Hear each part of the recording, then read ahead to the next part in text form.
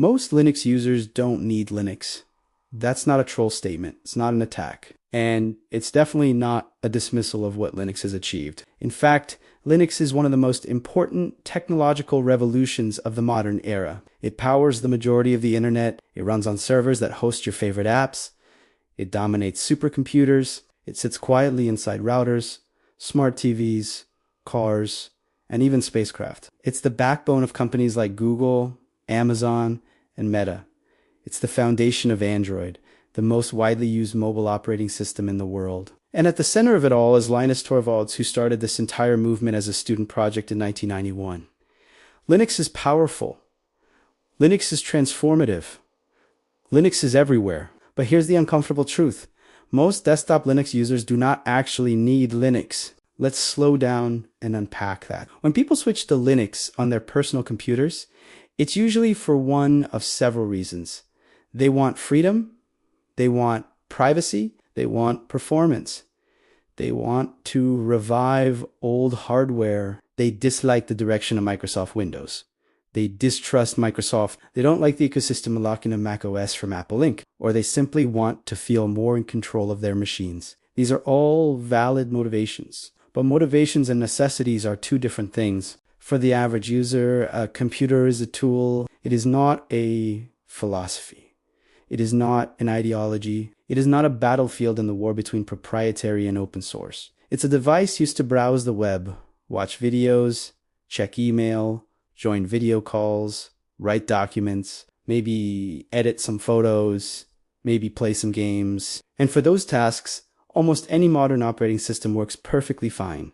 The browser is the real platform now. Whether you are on Windows, Mac OS, or Linux, you open a browser and you access Google Chrome, Mozilla, Firefox, or Microsoft Edge. Inside that browser, you use Gmail, YouTube, Netflix, Google Docs, Slack, and Zoom. None of these care what kernel you're running underneath. That's the key point. The average user's workflow has migrated to the cloud. The operating system has become less important than ever before. 20 years ago, your operating system defined your experience. Your applications were installed locally. Compatibility mattered deeply. Drivers were a nightmare. Today, for most people, the OS is just the thing that launches a browser. So when someone installs Linux because they need it, what they often mean is that they prefer it. And preference is fine, but preference is a necessity. Let's talk about privacy, because this is one of the biggest arguments. Many people leave Windows because they are uncomfortable with telemetry. They hear that Windows sends data back to Microsoft. They see ads in the start menu. They feel like the system is watching them. Linux, by contrast, feels clean, transparent, under your control. And yes, Linux distributions generally collect little to no telemetry compared to Windows. That's real. But ask yourself this. Where do you actually spend your time? In the operating system or in the browser? If you're logged into Google, using Chrome, watching YouTube, searching through Google Search, storing files in Google Drive, chatting on social media platforms owned by Meta, your privacy exposure is dominated by those services, not by your operating system. Switching from Windows to Linux does not suddenly make you anonymous. It does not magically shield you from data collection. If privacy is your true concern, your habits matter far more than your kernel. Then there's performance. Linux is often praised for being lightweight, and it can be. There are minimal distributions that run beautifully on old hardware. Reviving a decade-old laptop with a lightweight Linux distro can feel like a miracle. In that specific case, Linux might genuinely be necessary. If your hardware can't run modern Windows smoothly, Linux could extend its life. But most people buying new computers today are not constrained by those limits. A mid-range laptop running Windows or macOS will handle browsing, streaming, office work, and even light gaming effortlessly. The performance difference in everyday tasks is negligible. Another major argument is control. On Linux, you can customize nearly everything. You can choose your desktop environment, you can tweak your window manager, you can recompile the kernel if you want to. You can automate workflows with scripts. You can truly make the system yours. That's empowering. But here's the question. Does the average user want that level of control, or do they want something that just works? For many people, customization beyond changing a wallpaper is not a priority. In fact, too much choice can become overwhelming. The freedom to tweak everything is only valuable if you actually want to tweak everything. Let's also consider software compatibility. On Windows and Mac OS, commercial software support is vast. Industry standard tools like Adobe Photoshop, Adobe Premiere Pro, and Microsoft Office are deeply integrated and professionally supported. On Linux, alternatives exist. There's GIMP, LibreOffice, and many others. For many users, these are more than sufficient. But in certain professional environments, compatibility with industry standard formats and workflows is critical. If your job depends on seamless collaboration using proprietary formats, Linux can introduce friction. Not impossible barriers, but friction. And friction matters in professional settings. Gaming used to be one of Linux's weakest points. Thanks to efforts like Proton and Steam Deck compatibility layers, the situation has improved dramatically. Many Windows games now run surprisingly well on Linux. But if you want guaranteed compatibility with every major release on day one, Windows still has the edge.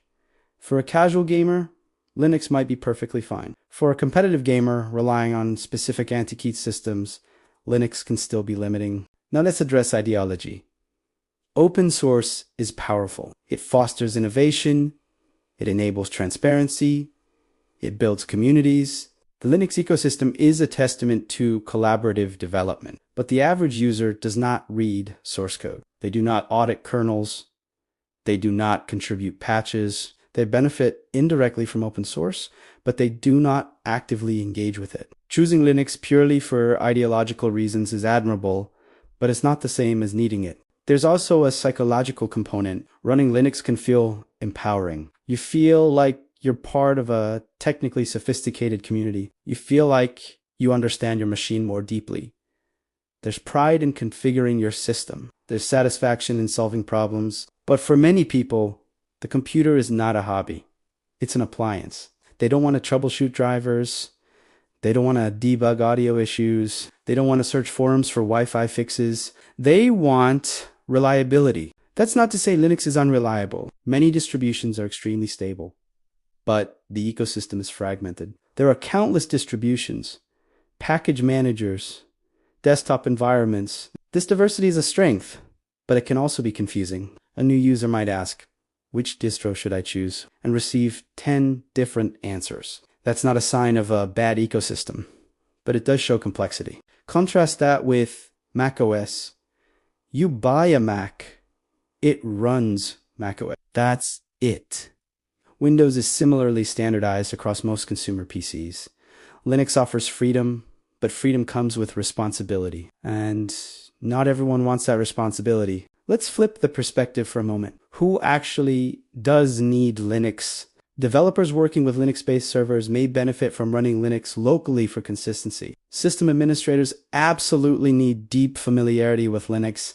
Cybersecurity professionals, DevOps engineers, embedded systems, developers, researchers running simulations, and anyone managing infrastructure that runs on Linux might genuinely benefit from using it daily. In those contexts, Linux is not just a preference. It's a practical alignment with professional requirements. But if you're a student writing essays, streaming shows, attending online classes, and browsing social media, you probably don't need Linux.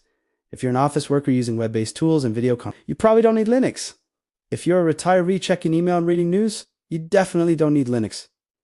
You can use it. You might enjoy it, but you don't need it. And here's the irony. Even if you don't run Linux on your desktop, you're almost certainly using Linux every day. When you search something on Google, chances are you're interacting with Linux servers. When you stream a show, when you scroll through social media, when you back up photos to the cloud, Linux is there behind the scenes. The modern digital world is built on it. So the idea that you must install Linux on your personal computer to support it misunderstands its dominance. Linux is not struggling. It's thriving in the server space, in cloud infrastructure, in mobile devices. There's also a cost-benefit analysis to consider. Switching operating systems requires time.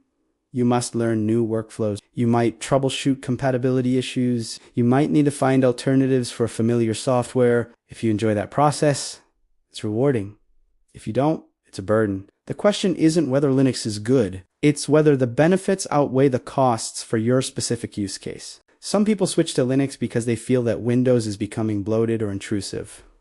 That's a legitimate frustration. But modern versions of Windows are also highly optimized and widely supported. Similarly, macOS offers a polished experience tightly integrated with Apple hardware. These systems are not inherently inferior.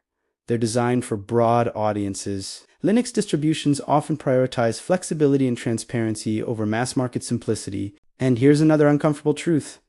Sometimes people switch to Linux, expecting it to solve unrelated problems. They think it will make them more productive, more secure, more focused. But productivity comes from habits, not operating systems. Security comes from practices, not just platforms. You can have poor security hygiene on Linux just as easily as on Windows. You can procrastinate just as effectively on any OS. This doesn't diminish Linux's value. It clarifies its role. Linux shines in environments where control, customization, and open infrastructure matter. It excels in servers, development, research, and embedded systems. On the desktop, it's powerful and capable. But for the majority of casual users, it's optional, not essential. And that's okay. You don't need to justify your operating system choice with grand philosophical arguments. If you like Linux, use Linux. If you prefer Windows, use Windows. If you love macOS, use macOS. The modern computing landscape is mature enough that most mainstream systems handle everyday tasks effortlessly. The real takeaway is this: need and preference are different. Most Linux users on the desktop are there because they want to be, not because they must be. They value openness. They enjoy customization. They appreciate community-driven development. Those are meaningful reasons, but they are not universal necessities. So when we say most Linux users don't need Linux, it's not a criticism.